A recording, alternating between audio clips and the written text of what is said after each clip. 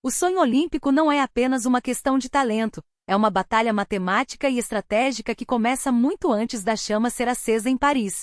Você já parou para pensar como, exatamente, um atleta ou uma seleção garante aquela vaga tão cobiçada para os Jogos Olímpicos? O caminho para Paris 2024 foi um dos mais complexos e fascinantes da história recente do esporte. E hoje nós vamos desvendar os bastidores dessa classificação que mexe com o coração de milhões de torcedores ao redor do mundo. Quando falamos de Olimpíadas, a primeira coisa que vem à mente é a glória do pódio, mas o que acontece nos bastidores das federações internacionais é um jogo de xadrez. Cada modalidade possui critérios específicos. Não é uma regra única para todos. Enquanto alguns esportes dependem de rankings mundiais que são atualizados semanalmente, outros definem seus destinos em campeonatos continentais, torneios pré-olímpicos brutais ou índices técnicos que exigem a perfeição absoluta. E é aqui que a pressão atinge níveis inimagináveis. Vamos olhar para o futebol, que é a grande paixão nacional e o motivo de estarmos reunidos aqui. O futebol olímpico possui uma dinâmica própria. Para as seleções masculinas, a classificação passa obrigatoriamente pelos torneios continentais de base, como o pré-olímpico da Conmebol, onde a tensão é palpável em cada apito do juiz.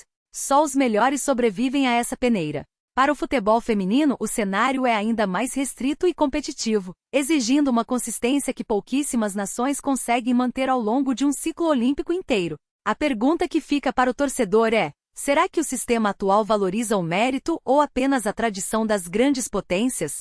Mas não se engane, o sistema de classificação de Paris 2024 foi desenhado para testar a resiliência. Em esportes como o vôlei, por exemplo, o pré-olímpico mundial foi um verdadeiro teste de resistência física e mental, onde uma única derrota poderia significar o fim de um sonho de 4 anos. E o que dizer das modalidades que estrearam ou se consolidaram recentemente? O skate, o surf e a escalada trouxeram uma nova dinâmica para o Comitê Olímpico Internacional. Nesses esportes, a classificação é muito mais fluida, baseada em um circuito mundial que exige que o atleta esteja em constante evolução.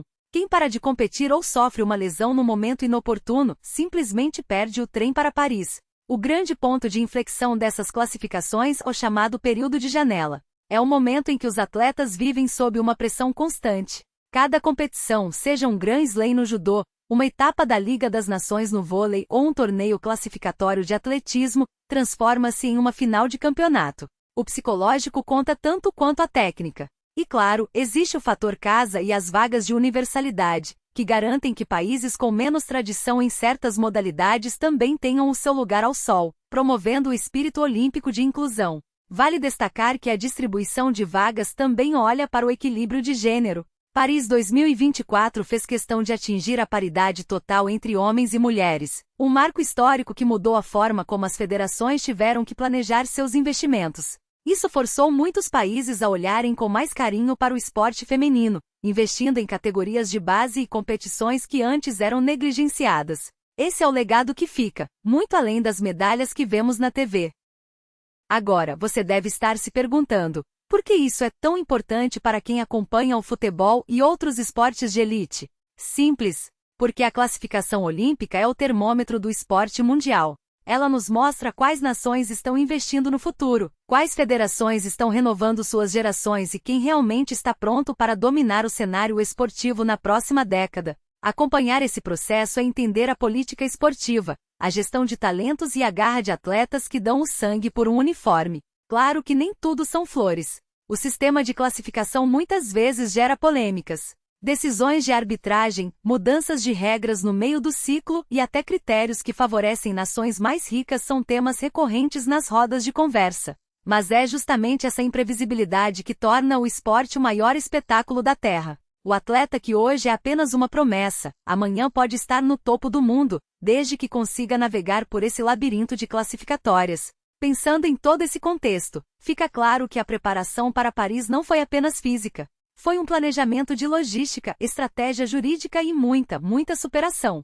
Cada vaga conquistada tem uma história de sacrifício por trás, muitas vezes invisível para o grande público.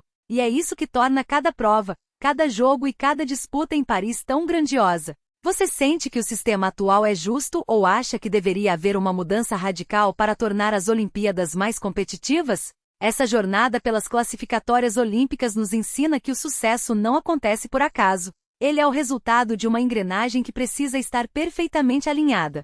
E para você, qual foi a maior surpresa ou a maior decepção durante esse período de classificação? Algum atleta ou seleção que você esperava ver em Paris acabou ficando de fora? A conversa não acaba aqui porque o esporte é um organismo vivo e a gente quer saber a sua opinião. Se você gosta de acompanhar os bastidores do esporte, as notícias do futebol e tudo que envolve o mercado da bola e as grandes competições internacionais, este é o seu lugar. Não esqueça de se inscrever no canal para não perder nenhuma análise profunda como essa e ativar o sininho das notificações. Deixe o seu like se você curtiu esse conteúdo, isso ajuda demais a gente a continuar trazendo esse tipo de informação de qualidade para vocês. E agora, quero ler o que você pensa aqui nos comentários. Quais mudanças você faria no sistema de classificação olímpica se tivesse o poder de decidir? Vamos debater e construir juntos esse conhecimento. Obrigado por acompanhar até aqui e até o próximo vídeo.